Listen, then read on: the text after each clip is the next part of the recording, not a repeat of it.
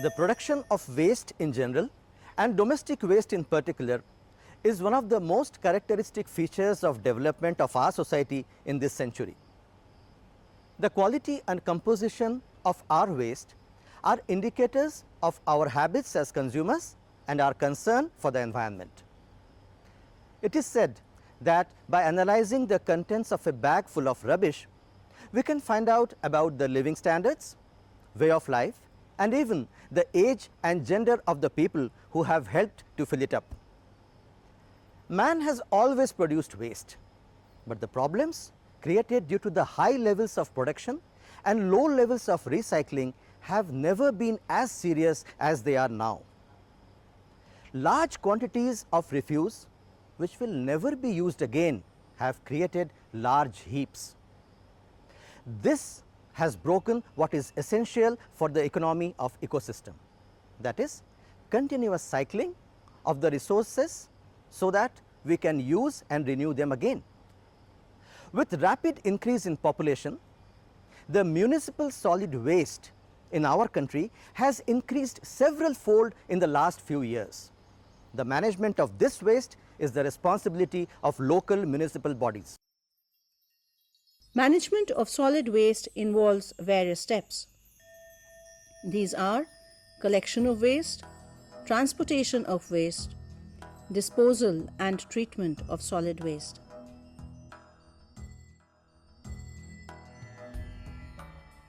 For the collection of solid waste, two systems are commonly used: house-to-house collection system, community bin system.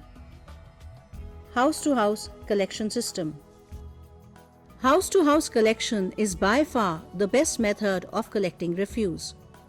This system is very popular in developed countries. In this system, house waste is dumped in special plastic bins from which the waste is collected by vehicles. The days of collection are pre-decided.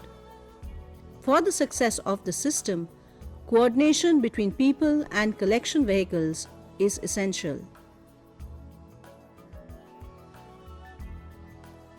In the community bin system, first the waste is collected manually by sweepers in small hand carts or baskets and then dumped into nearby community bins. Household waste is also dumped in these bins by people. Once the community bins are filled, they are lifted and transported to landfill sites and emptied there. In most developing countries, including India, community bin system is followed for collection of household and roadside waste. In addition to households, waste from markets, schools, hospitals, parks, railway station and bus stand are also collected. The amount of organic matter in solid waste in India and other developing countries is much higher than in developed countries. This large organic fraction tends to decompose at a faster rate at ambient temperature. Therefore, it is necessary to collect and remove it as quickly as possible. Transportation. Various types of vehicles are used to transport the collected waste to processing and disposal site. In small towns and cities, carts are used for transportation, while in big cities, waste is transported by automated vehicles like trucks, tractor trolleys, etc. Dumper placer vehicles can carry the large community bin or container which is mechanically lifted and loaded onto the vehicle. Various points need to be considered when deciding on the right system to be used for transporting municipal solid waste. The vehicle should have a low loading height, maximum up to 1.5 meters. Waste should be covered during transportation. The vehicle should be fuel efficient. It should have a rugged construction with anti-rust paint. The route should not be fragmented or overlapping. Routes with heavy traffic should be served before or after the rush hour. Routes should be mapped for more efficient and effective transportation.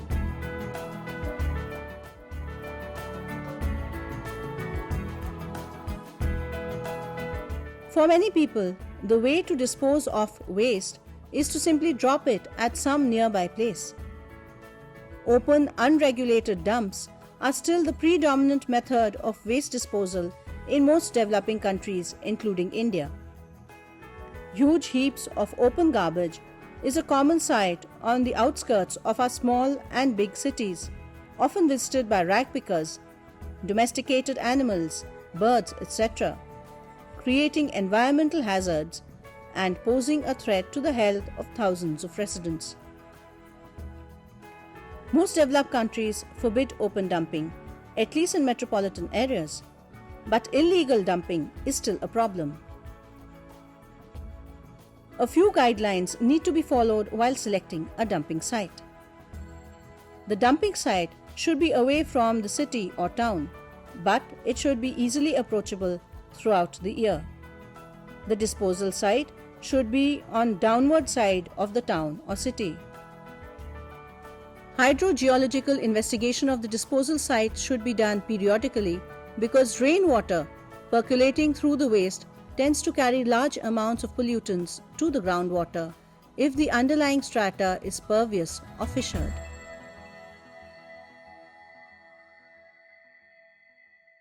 Over the past 50 years, most developed countries have recognized the health and environmental hazards of open dumps and have turned to landfills, where solid waste disposal is regulated and controlled.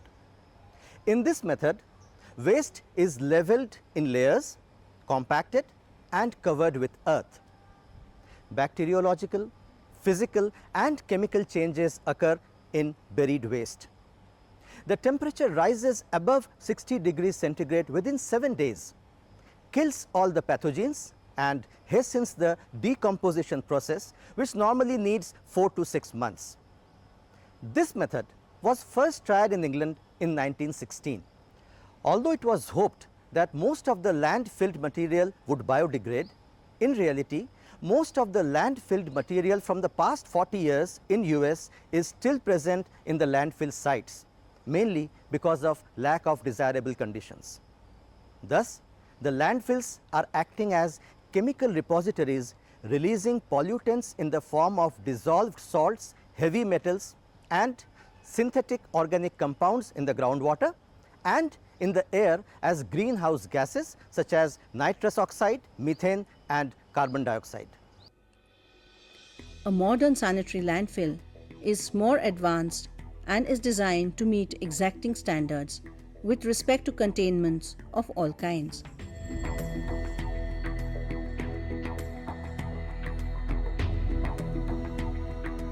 In developed countries, due to more cost and lack of a desirable space, landfills are less preferred. These countries nowadays either recycle and minimize their waste or export it to other less developed countries. Municipal solid waste is reduced or minimized either by recycling, incineration, or composting. These methods are widely used in densely populated areas where land is not available for landfills. For example, in Europe and Japan, 85% of municipal solid waste is minimized by these methods, while in the US, only 45% of municipal solid waste is minimized.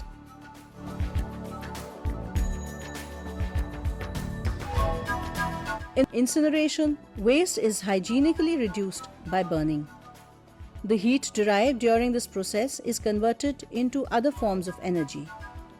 By this method, 90% volume of waste is reduced, but it causes air pollution.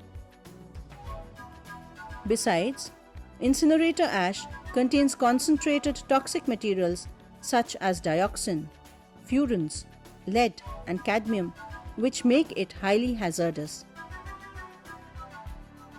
Most Indian waste is too wet with low calorific value. of about 2000 kilocals per kg, which does not permit self-sustained burning in an incinerator.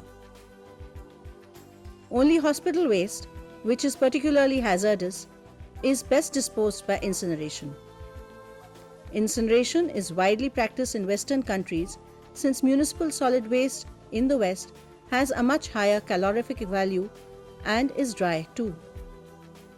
There, the community incinerator functions reasonably well, and some of them even generate electricity.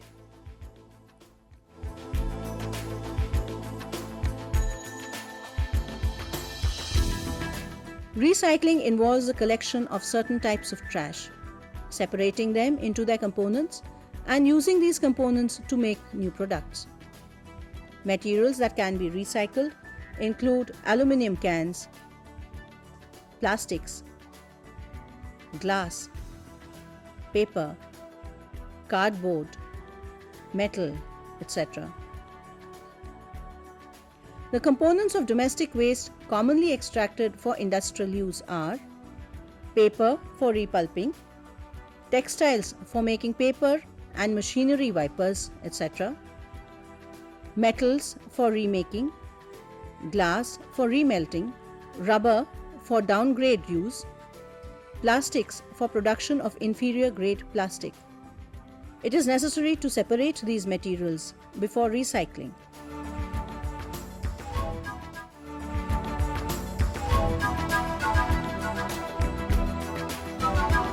Composting is one of the oldest methods of disposing solid waste known to man.